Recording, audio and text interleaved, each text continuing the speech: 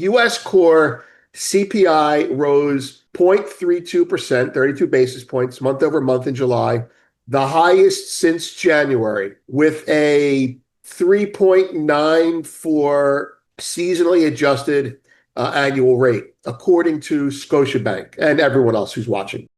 Welcome to the Morning Markets and Metals with Vince Lanci, where each morning Vince brings you the financial and precious metals news to get you ready for your day. And now, here's Vince. Good morning, everyone. I'm Vince Lanci, and this is the Gold Fix Market Rundown. Today, we're going to review CPI, and we're going to tell you why it was worse than it looked. There's the front page. Lower left-hand side, we're going to be going through that post, and I'll be elaborating on it a little bit more. There's the rest of the homepage. And let's do the markets. 10-year yields are down 3 at 425. The dollar is 97.74, down 30. The S&P 500 is 64.57, up 12. VIX is 14.56, down 18 basis points. Gold is up 12 at 33.60. Silver is up 64 at 38.52, leading the whole complex. Copper, 449, up a penny. WTI, down 30 cents. Nat gas, up a penny. Bitcoin, up 600 and change at 120 spot 700. Ethereum remains the crypto king right now. 46.83, up 93. Palladium, 11.33, up almost 5. Trailing, or tracking, I should say, silver. And platinum, up 7 and change at 13.47. So much for that being temporary. Gold, silver, down, solid. Below 89.5. You have to be long silver, not gold. Why do I not listen to myself? Okay. And grains are up, soybean leading the pack. Okay. We sent out a post this morning, awkwardly titled, CPI was bad, inflation bakes in, and the Fed should not cut. Okay, but it's a significant post because when we're looking at banks' analysis afterwards, Scotiabank said something that reminded us of something that we were saying and thinking and looking at yesterday with regards to inflation, CPI, core, and supercore. And so we broke that down and wrote it up this morning, and we're going to do more. But let's get through the reality of it. U.S. core CPI rose 0.32%, 32 basis points month over month in July, the highest since January, with a 3.94 seasonally adjusted annual rate, according to Scotiabank and everyone else who's watching. Services inflation, that's key, remained strong at 0.48%, and goods prices climbed 0.21%, signaling a possible tariff-driven rebound. Possible is me being gentle. It's a tariff-driven rebound. It could be temporary, I don't know. The breadth of increases also widened, so the inflation broadened to a broader basket, raising concerns that inflation is becoming embedded by us. Data quality issues persist due to rising imputed figures. Scotiabank says, quote, nothing in here says cut. Warning the Fed faces a higher inflation floor and limited policy success. Just to add a little bit more to this, because we're going to do a follow-up later on, like a podcast. The Fed's rate hikes have failed to, I'm not being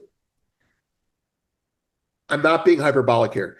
The Fed's rate hikes have failed to cool domestic services inflation meaningfully, which remains high due to entrenched wage gains from union contracts and cost of living adjustments.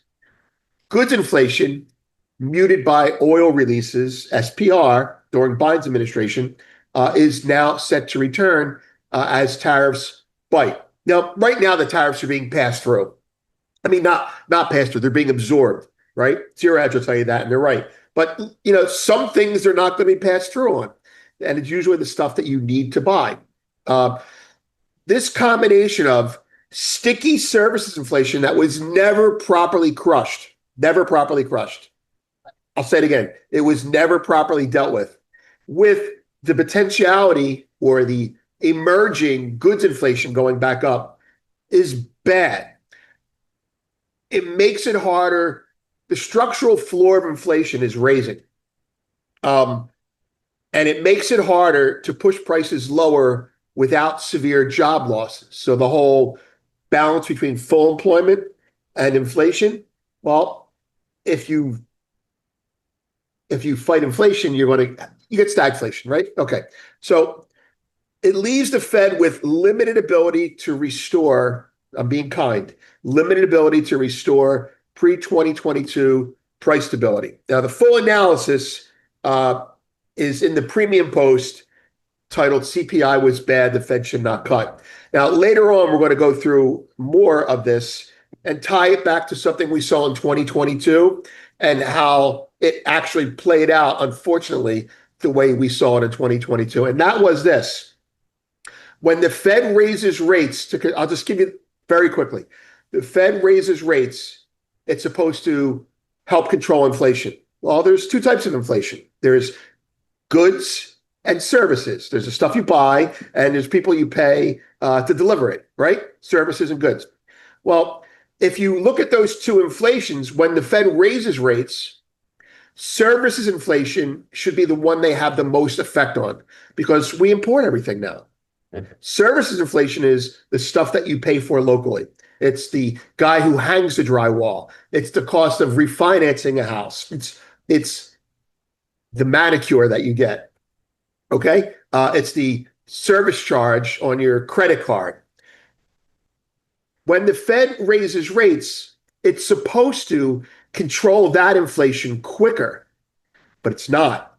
And there's reasons for that. We'll go into that into the podcast.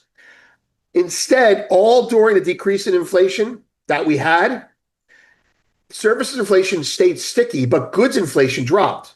Now, how does the Fed raising rates keep the price of goods overseas coming to us from going up in price? It doesn't. If you have to buy eggs, you're going to buy them at whatever price. Thankfully, we don't import eggs.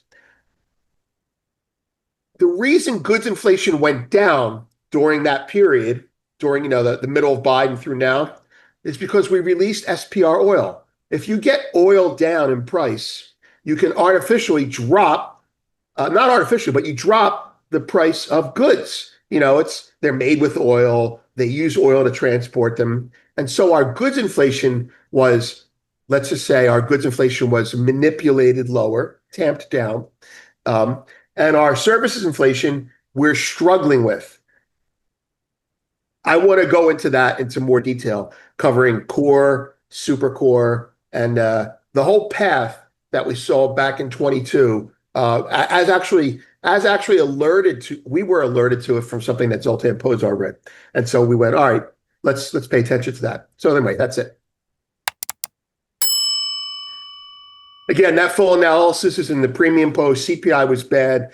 The Fed should not cut. And it's our interpretation of a flash report by Scotiabank. Related posts, more gold will go to Asia. If there's tariffs, Goldfix PM, more gold will go to Asia. Video, CPI prep, and special founders CPI prep. Coming soon, today, tomorrow, the next day, South Africa wants to back a currency with critical minerals, and we say why it's idiotic. We want them to do it. U.S. Treasury deficit grows in July. Zero Hedge did a nice premium post on that, and we want to break it down a little bit because tariffs aren't enough anymore. Let's put it that way. And we have a permanent inflation problem now. That's alluding to what I'm talking about a minute ago. Data on deck today is, I think, speakers today, right? Yeah, Fed speakers. Tomorrow is PPI, which, although not as glamorous as CPI for attention, can be very important. And then Friday, we have retail sales. So it's a big week for data in general. Let's go to the markets. Here, I had a little fun today with my silver chart. Okay.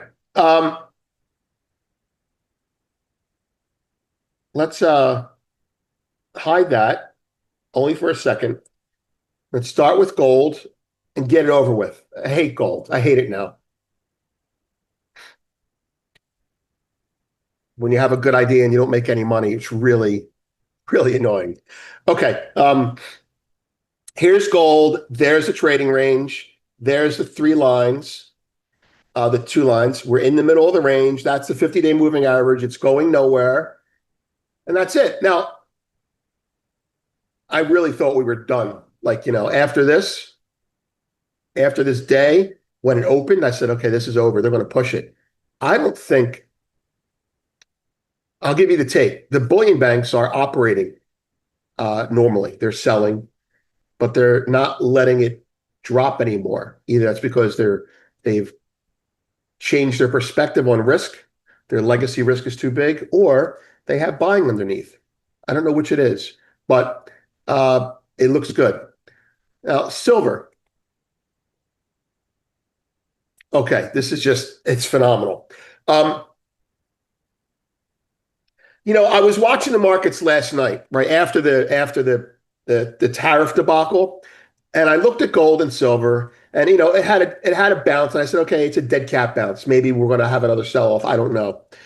And then the CPI came out, and gold looked like it wanted to sell off, but didn't. That was my perception. And silver, really didn't do much. And then I looked at the CPI data, and I said, this really kind of sucks. Like, why does everyone think Powell's going to cut? He might not cut. He might wait another month. He might. And then, 4 or 5 in the morning, I looked at the markets and I went, oh, gold and silver are up. With the dollar, a little weaker, bond yields snapping back a little bit, and stocks up but lukewarm. You look at that again, and I said, oh, the market is looking at the CPI as either stagflationary or recessionary, I had said. And the stock market acted like it was recessionary. Oh, inflation's not that bad. The Fed can cut, and stocks rallied. But the commodities said, yeah, maybe they're going to cut. Maybe they're not going to cut. Let's buy silver. It's lovely. So this is, I believe, the market is trying to figure out if the stagflation or the recession thing is what's going to drive the Fed. I think, I'm not married to it, but I think the stagflation thing, I think Scotiabank is right. I think they have no business cutting right now. And I think the floor has been raised on inflation. Anyway, so that's all ran through my head when I said, look at that, silver's up 50 cents. I'm like, oh, maybe I'm not the only one who read the report that way. Anyway, so that's it. That's my level. Above this, that's, I want to know what happens when it trades $40, but I don't think 40 is going to hold. I don't think 42 is going to hold. I don't think 50 is going to hold. But that's over a 6-month time frame or more. But I'll tell you, this is not the old silver. This is the new silver. In fact, if we get above here, I don't want to get your hopes up. If we get above here, 39, 30, so call it, yeah, $42. $42 is my knock on wood target if we get above the recent high of 39.47 and change. I'm Vince. Have a great day. Well, thank you, Vince, for today's show, and thanks at home for watching. Hope this was a great start to your day. And real quick, before we wrap up, did have a note to pass along about First Majestic Silver, as they have their earnings coming out before the market opens this Thursday, August 14th, so that's just tomorrow.